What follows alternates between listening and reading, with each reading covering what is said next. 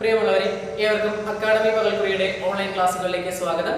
ഇന്ന് നാം ചർച്ച ചെയ്യുന്നത് മലയാളം ഫസ്റ്റ് അഥവാ കേരള പാഠാവലിയിലെ ആദ്യത്തെ യൂണിറ്റ് ആണ്. നമ്മുടെ ആദ്യത്തെ യൂണിറ്റിന്റെ പേര് ഓർമ്മയുടെ ജാലകം. ഈ ഒരു യൂണിറ്റിൽ നമ്മൾ 3 പാഠങ്ങളാണ് പഠിക്കുന്നത്. ആദ്യം അളകനന്ദയിലെ വെള്ളാരം കല്ലുകൾ, 2 പൂക്കാതിരിക്കാൻ എനിക്കാവതില്ല, 3 കയ്യെത്താ ദൂരത്ത്. ഇങ്ങനെ 3 പാഠങ്ങളാണ് നാം ഇവിടെ പഠിക്കുന്നത്. അപ്പോൾ നമുക്ക് ഓർമ്മയുടെ ജാലകം എന്താണെന്ന് നോക്കാം. നമുക്ക് എല്ലാവർക്കും നമ്മുടെ മനസ്സിൽ ഒരുപാട് ഓർമ്മകളുണ്ട്. നല്ല ഓർമ്മകളുണ്ട്, അതുപോലെ മോശപ്പെട്ട ഓർമ്മകളുണ്ട്. അങ്ങനെ പലതരം ഓർമ്മകൾ നിറഞ്ഞതാണ് ഓരോ മനുഷ്യന്റെയും ജീവിതം. ഈ ഓരോ ഓർമ്മകളെല്ലാം നമുക്ക് പല തരത്തിലുള്ള അനുഭവങ്ങളാണ് നൽകുന്നത്. പല മഹത് വ്യക്തികൾക്കും പല മഹത്തായ സാഹിത്യകാരന്മാർക്കും ഇത്തരം ഓർമ്മകൾ എന്തെല്ലാം അനുഭവങ്ങളാണ് നൽകിയത് എന്നാണ് നാം ഈ ഒരു യൂണിറ്റിലൂടെ പരിചയപ്പെടുന്നത്. ആദ്യം നമുക്ക് നിരൂപകനായ താരാട്ട് ശങ്കരനോടൊപ്പം നമ്മുടെ കവി ആർ രാമചന്ദ്രൻ നായർ ഒരു യാത്ര നടത്തി. അവർ തമ്മിൽ നടത്തിയ ആ ഒരു യാത്രയുടെ അനുഭവമാണ് ഓർമ്മയുടെ ജാലകം എന്ന ഈ ഒരു പാഠത്തിൽ നാം പഠിക്കുന്നത്. അപ്പോൾ നമുക്ക് നോക്കാം. ഇതിന് ആമുഖമായാണ് ഇവിടെ കൊടുത്തിരിക്കുന്നത്. ഓർമ്മയുടെ ജാലകം എന്ന ഈ ഒരു യൂണിറ്റിന്റെ ആമുഖമായാണ് ഇവിടെ കൊടുത്തിരിക്കുന്നത്. നമുക്കതൊന്ന് നോക്കാം. യാത്ര വളരെ ഇഷ്ടമാണ്. കവിത എഴുതിയ കാലത്തും എഴുത്തു നിർത്തിയ കാലത്തും ധാരാളം യാത്ര ചെയ്തിട്ടുണ്ട്. തായാട്ട് ശങ്കരനും ഞാനും കൂടിയാണ് അജന്ത കാണാൻ പോയത്. അപ്പോ ഇരുവരും ചേർന്ന് അജന്ത കാണാൻ പോയ അനുഭവം എന്താണ്? അജന്ത അല്ലെങ്കിൽ അജന്ത ഗുഹകൾ എന്നെല്ലാവരും കേട്ടിട്ടുണ്ടോ? എവിടെയാണ് എന്നറിയാമോ?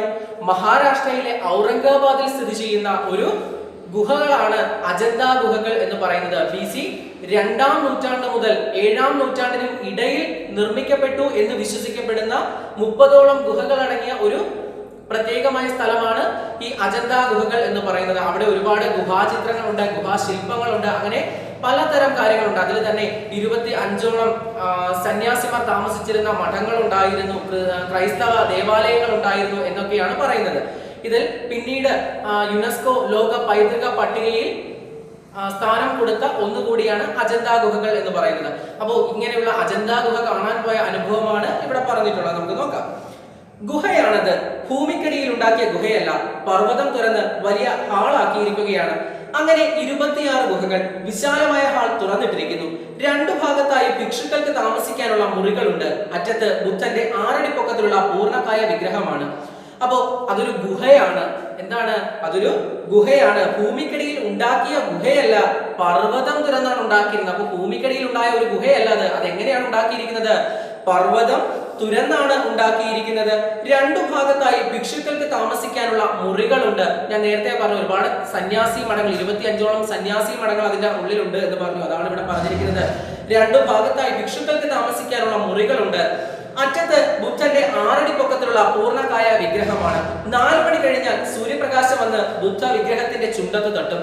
ചെറിയൊരു പുഞ്ചിരി വിടരുന്നത് പോലെ തോന്നും. അപ്പോൾ അപൂർവമായ ഒരു അനുഭവമാണത്. ജീവിതത്തെ ഓർത്ത് സഹതാപത്തോടെ പുഞ്ചിരിക്കുന്നത് പോലെ തോന്നും. അജന്ത എന്ന കവിതയിൽ ആ പുഞ്ചിരിയാണ് ഞാൻ ആവിഷ്കരിക്കാൻ ശ്രമിച്ചത്. യാത്ര ചെയ്ത് വളരെ കഴിഞ്ഞായിരുന്നു ആ കവിത ഞാൻ രചിച്ചത്. അപ്പോ ആ ഗുഹയുടെ ഏറ്റവും പ്രത്യേകതയാണ് പറഞ്ഞിരിക്കുന്നത്. ആ ഗുഹയുടെ അകത്ത് എന്തുണ്ട്? ഒരു ബുദ്ധന്റെ പ്രതിമയുണ്ട്. ശ്രീബുദ്ധനെ എല്ലാവർക്കും അറിയാം അല്ലേ? ബുദ്ധന്റെ ഒരു പ്രതിമയുണ്ട് അതിന്റെ അകത്ത്.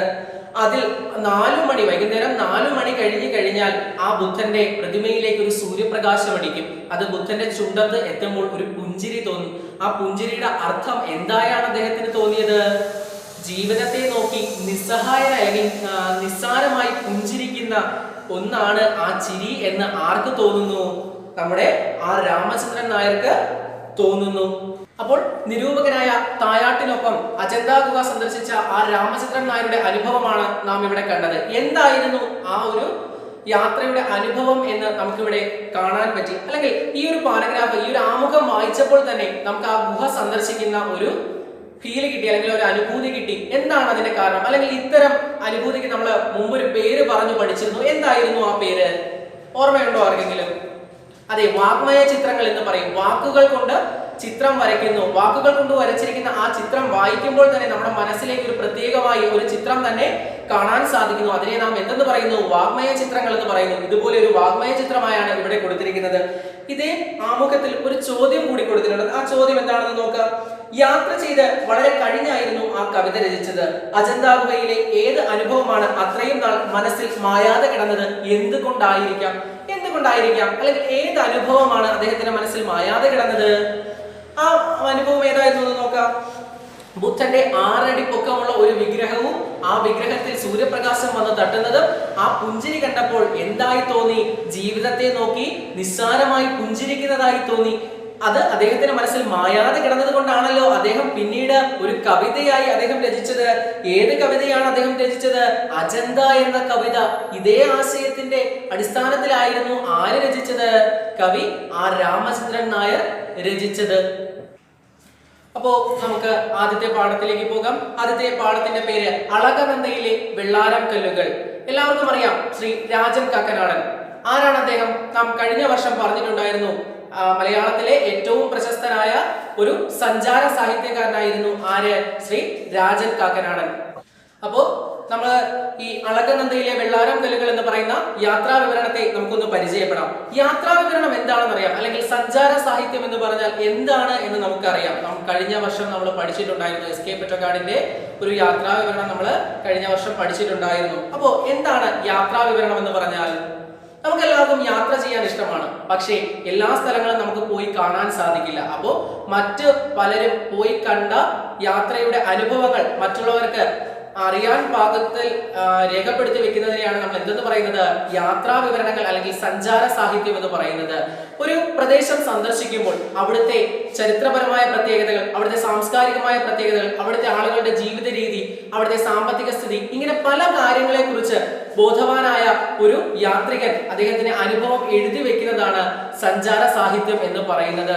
അതുപോലെ ഇവിടെ നാം പഠിക്കുന്നത് ഒരു യാത്രാ വിവരണമാണ്. ബദരിയിലേക്കുള്ള യാത്രക്കിടയിൽ പിപ്പൽകോട്ടയിലേക്കുള്ള വഴി ചോദിച്ച് അളകനന്ദയുടെ തീരത്തുള്ള ഒരു കുടിലിന് മുന്നിൽ എത്തുന്ന നമ്മുടെ രാജൻ കാക്കനാടൻ ആ വീട്ടുകാരുമായി കുറച്ച് സമയം ചിലവഴിക്കുന്നു. അവരുടെ അനുഭവങ്ങൾ, അവരുടെ ജീവിതത്തിൽ അവർ അനുഭവിച്ച കഷ്ടപ്പാടുകൾ എല്ലാം കേട്ട് അവരോടൊരു അനുകമ്പ തോന്നിയ അദ്ദേഹത്തിന്റെ ആ ഒരു അനുഭവമാണ് നാം ഇവിടെ പഠിക്കുന്നത്. അപ്പോ നമ്മൾ യാത്രാ വിവരണം എന്താണ് എന്ന് അറിയാം. നമുക്ക് മലയാളത്തിലെ ആദ്യത്തെ യാത്രാ വിവരണ ഗ്രന്ഥം ഏതാണ്? 1786 പാറമേക്കാൽ തോമാ കത്തനാർ എഴുതിയ വർത്തമാന പുസ്തകമാണ് മലയാളത്തിലെ ആദ്യത്തെ യാത്രാ വിവരണ ഗ്രന്ഥം എന്ന് പറയുന്നത്. ഇതും ഒരു യാത്രാ വിവരണമായതുകൊണ്ടാണ് ആ ഒരു കാര്യം ഞാൻ ഇവിടെ പറഞ്ഞത്. അപ്പോ നമുക്കിനി പാഠത്തിലേക്ക് വരാം. അളകനന്ദയിലെ വെള്ളാരം കല്ലുകൾ. അളകനന്ദ എന്ന് പറഞ്ഞാൽ എന്താണ്? അല്ലെങ്കിൽ ആ പേര് കേട്ടിട്ടുണ്ടോ? എന്താണത്? അതൊരു നദിയാണ്. ഭാരതത്തിലെ വിശുദ്ധ നദികളിൽ ഒന്നായ ഗംഗാ നദിയുടെ ഒരു പോഷക നദിയാണ് അളകനന്ദ എന്ന് പറയുന്നത്. ഹിമാലയത്തിലെ നന്ദാദേവി കൊടുമുടിയിൽ നിന്ന് ഉത്ഭവിച്ച് ഉത്തർപ്രദേശിലെ ഗഡ്വാൾ ജില്ലയിലൂടെ ഒഴുകി ദേവപ്രയാഗിലെത്തി ഭാഗീരഥി നദിയിൽ ലയിച്ചു ചേർന്ന ഒരു നദിയാണ് അളകനന്ദ എന്ന് പറയുന്നത്. ഈ ഭാഗീരഥി നദിയിൽ ലയിച്ചു ചേരുന്ന ആ സ്ഥലത്തെയാണ് നാം ഗംഗോത്രി എന്ന് പറയുന്നത്. ഭാരതത്തിലെ വിശുദ്ധ നദികളിൽ ഒന്നാണ്. കുബേരന്റെ രാജധാനിയായ അളകാപുരി സ്ഥിതി ചെയ്യുന്നത് ഈ അളകനന്ദയുടെ തീരത്താണ്. കുബേരനെ നമുക്ക് എല്ലാവർക്കും അറിയാം. സമ്പത്തിന്റെ അധിപനാണ് കുബേരൻ എന്ന് പറയുന്നത്. അങ്ങനെയുള്ള കുബേരന്റെ രാജധാനിയായ അളകാപുരി സ്ഥിതി ചെയ്യുന്നതും ഈ അളകനന്ദ നദിയുടെ തീരത്താണ്. അതുപോലെ അളകനന്ദ എന്താണ് നമ്മൾ കണ്ടു. അതുപോലെ വെള്ളാരം കല്ലുകൾ എന്ന് പറഞ്ഞാൽ എന്താണ്? നദീതീരങ്ങളിലെ വെളുത്ത നിറത്തിലുള്ള പാറകൾ പൊട്ടിയും പൊളിഞ്ഞും രൂപപ്പെട്ടു വരുന്നതാണ് എന്ത്? വെള്ളാരം കല്ലുകൾ എന്ന് പറയുന്നത്. ഈ വെള്ളാരം കല്ലുകൾ വീണ്ടും പൊളിഞ്ഞാണ് എന്തായി മാറുന്നത്? മണൽത്തരികളായി മാറുന്നത്. അപ്പോ നമുക്ക് പാഠഭാഗത്തിലേക്ക് കടന്നു വരാം. നമുക്ക് നോക്കാം. പൈൻമരക്കാടുകളിലൂടെ നടന്നെത്തിയത് വിശാലമായ ഒരു സമതലത്തിലാണ്. സമതലത്തിന്റെ ഒരു ഭാഗത്തു കൂടെ അളകനന്ദ സാമാന്യം വീതിയിൽ ഒഴുകുന്നു. സമതലം ഓറഞ്ച് മരങ്ങളെ കൊണ്ട് നിറഞ്ഞിരിക്കുന്നു. അവയ്ക്കപ്പുറം ഉത്തുംഗമായ പർവ്വതങ്ങളുടെ അനേകം നിരകൾ ദൃശ്യമായി. ഓറഞ്ച് മരങ്ങളിൽ പച്ചയും മഞ്ഞയും ഓറഞ്ചും കലർന്ന ഫലങ്ങൾ കാച്ചു നിന്നിരുന്നു. അവയ്ക്കിടയിലൂടെ കുറെ ദൂരം നടന്നപ്പോൾ അകലെ കല്ലുകൊണ്ട് മേഞ്ഞ 4-5 കുടിലുകൾ കണ്ടു. അടുത്തെത്തിയപ്പോൾ അതൊരു ചെറിയ ഗ്രാമമാണെന്ന് മനസ്സിലായി. ആദ്യം കണ്ട കുടിലിനുള്ളിൽ നിന്ന് കുട്ടികളുടെയും മുതിർന്നവരുടെയും സംസാരം കേട്ടു. ഞാൻ കുടിലിന്റെ വാതിൽക്കൽ ചെന്നു. അതിനുള്ളിൽ ആരൊക്കെയോ ഉണ്ട്. ആദ്യമായി വാതിൽക്കലെത്തിയത് 10 വയസ്സ് പ്രായം വരുന്ന ഒരു പെൺകുട്ടിയാണ്. അവൾ ഗഡ്വാളി യുവതികളെ പോലെ വസ്ത്രധാരണം ചെയ്തിരുന്നു. എന്നെ കണ്ട് പരിഭ്രമിച്ച മട്ടിൽ അവൾ അകത്തേക്ക് പോയി. അല്പനേരത്തിനുള്ളിൽ ഒരു മധ്യവയസ്കൻ കുടിലിന്റെ വാതിൽക്കൽ വന്നു. അയാൾ തല വെളിയിലേക്കിട്ട് നോക്കി. എന്നിട്ട് എന്നോട് ചോദിച്ചു, എന്താണ് ഭായി, എന്തു വേണം നിങ്ങൾക്ക്? അപ്പോ ഇവിടെ ആദ്യത്തെ കുറച്ച് ഭാഗം നമുക്ക് വായിക്കുമ്പോൾ തന്നെ, അല്ലെങ്കിൽ അത് വായിക്കുമ്പോൾ തന്നെ നമ്മുടെ മനസ്സിലൊരു ചിത്രം വരുന്നുണ്ട്. ആ സ്ഥലത്തെ കുറിച്ചൊരു ചിത്രം വരുന്നുണ്ട്. അങ്ങനെ ഒരു വാക്കുകൾ കൊണ്ട് ചിത്രം വരയ്ക്കുന്നതിന് നമ്മളൊരു പേര് പറയും. എന്താണ് ആ പേര്?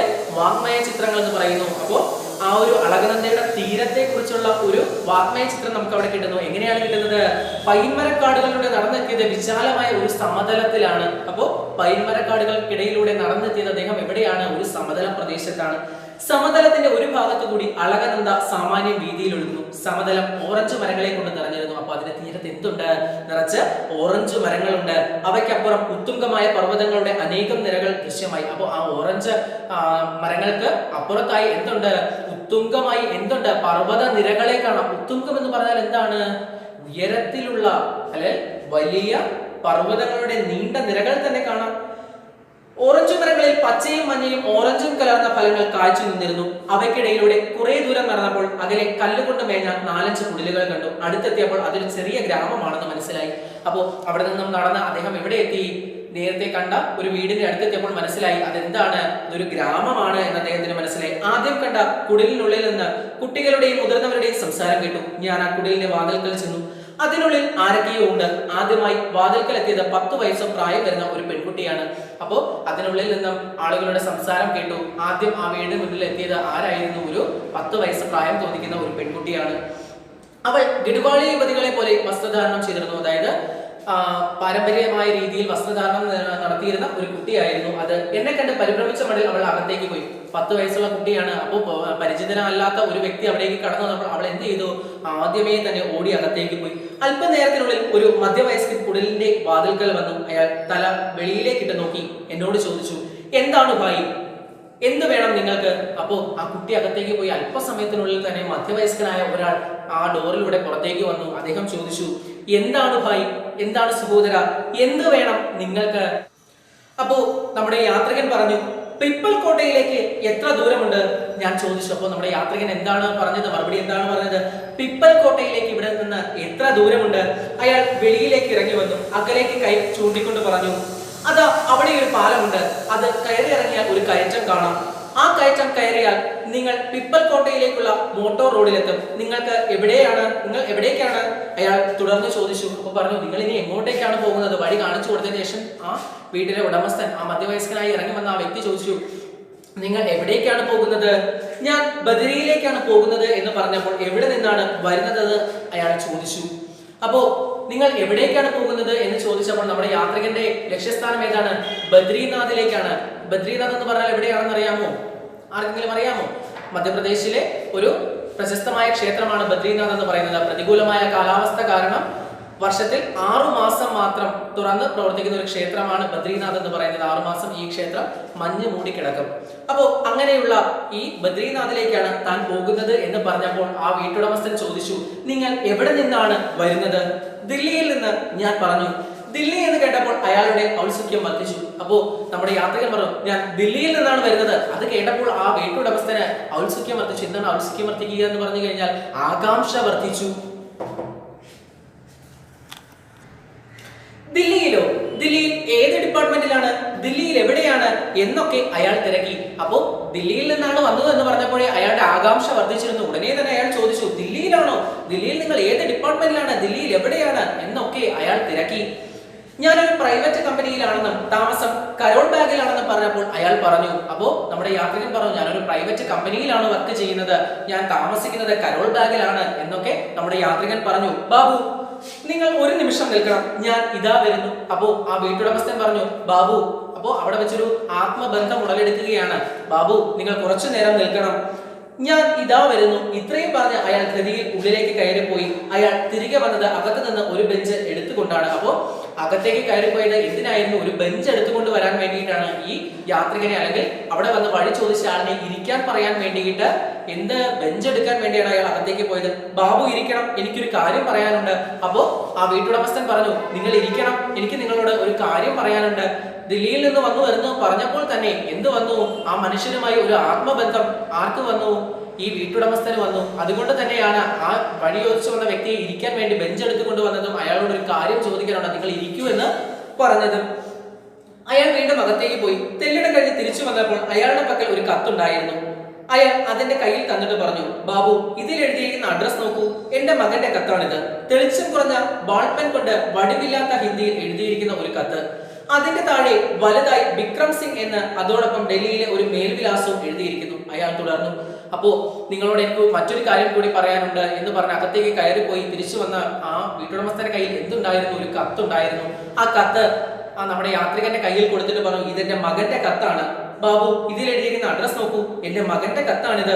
തെളിച്ചം കുറഞ്ഞ ബാൾപൻ കൊണ്ട് വടിവില്ലാത്ത ഹിന്ദിയിൽ എഴുതിയിരിക്കുന്ന ഒരു കത്ത്. അതിന്റെ താഴെ വലുതായി വിക്രം സിംഗ് എന്നും അതോടൊപ്പം ഡൽഹിയിലെ ഒരു മേൽവിലാസവും എഴുതിയിരിക്കുന്നു. അപ്പോ ആ കത്ത് ആര് വായിച്ചു നോക്കി? നമ്മുടെ യാത്രികൻ വായിച്ചു നോക്കി. അപ്പോ ആ കത്ത് തുറന്ന് വായിച്ചു. ബാബു, എന്റെ മകൻ പോയിട്ട് 1.5 കൊല്ലം കഴിഞ്ഞു. 4-5 മാസം മുൻപാണ് ഈ കത്ത് കിട്ടിയത്. എവിടെയോ ജോലി കിട്ടിയത്രേ. അതിനുശേഷം കത്തുകളൊന്നുമില്ല. ഞാൻ 1-2 കത്ത് അയച്ചിട്ട് മറുപടിയില്ല. ഡൽഹിയിൽ ചെല്ലുമ്പോൾ ദയവായി നിങ്ങൾ അവനെ കാണണം.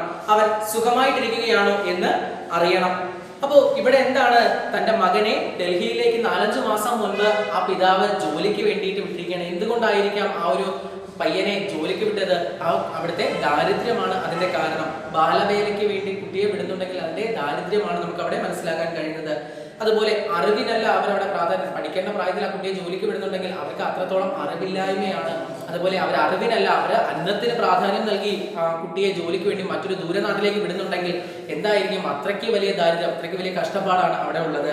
അത് മാത്രമല്ല, ഡൽഹിയിൽ നിന്ന് വന്ന ആ പിതാവ് എന്ത് ചെയ്യുന്നു? ഡൽഹിയിൽ നിന്ന് വന്ന യാത്രികനോട് ചോദിക്കുന്നു, ഗ്രാമീണ ഭാവമാണ് അദ്ദേഹത്തിന്റെ. ഗ്രാമീണ ഭാവം കൊണ്ടാണ് എന്ത് ചോദിച്ചത്? നിങ്ങൾക്ക് എന്റെ മകനെ അറിയാമോ എന്ന് ചോദ്യം, അല്ലെങ്കിൽ നിങ്ങൾ എന്റെ മകനെ കാണണം എന്ന് പറയുന്നത്. നാട്ടിൻ പുറത്താണ് സാധാരണ എന്ത് ചെയ്യുന്നത്? ആളുകളെ കണ്ടു കഴിഞ്ഞാൽ അങ്ങോട്ടും ഇങ്ങോട്ടും പരസ്പരം അറിയാൻ കഴിയുന്നത്. അതുപോലെ അല്ല ഇവിടെ എന്ന് അദ്ദേഹത്തിന് മനസ്സിലാകുന്നില്ല. നഗരപ്രദേശങ്ങൾ അങ്ങനെ പരസ്പരം ആളുകൾക്ക് അറിയില്ല എന്ന് അദ്ദേഹത്തിന് മനസ്സിലാകുന്നില്ല. അതുകൊണ്ടാണ് ആ ഗ്രാമീണതയുടെ നിഷ്കളങ്കമായ ഭാവമാണ് നാം അവിടെ കാണുന്നത്. പയ്യൻ എത്ര വയസ്സുണ്ട്? ഞാൻ തിരക്കി. ഇതെന്റെ നേരെ മൂത്തതാണ്, 14 വയസ്സായി. അപ്പോൾ നേരത്തെ ആ വാതിൽക്കൽ വന്ന 10 വയസ്സുള്ള പെൺകുട്ടിയെ ചൂണ്ടിക്കാണിച്ചുകൊണ്ട് പറഞ്ഞു, ഇതിന്റെ നേരെ മൂത്തതാണ്, 14 വയസ്സുണ്ട്. അയാൾ കുടിലിന്റെ വാതിൽക്കലേക്ക് കൈ ചൂണ്ടിക്കാണിച്ചു. വാതിൽക്കൽ ആദ്യം കണ്ട പെൺകുട്ടിയുടെ മുഖം കണ്ടു. അയാൾക്ക് പിന്നിൽ കുറെ പ്രായം ചെന്ന ഒരു സ്ത്രീ. അവർ ആ കുട്ടിയുടെ അമ്മയാകുമെന്ന് ഞാൻ കരുതി.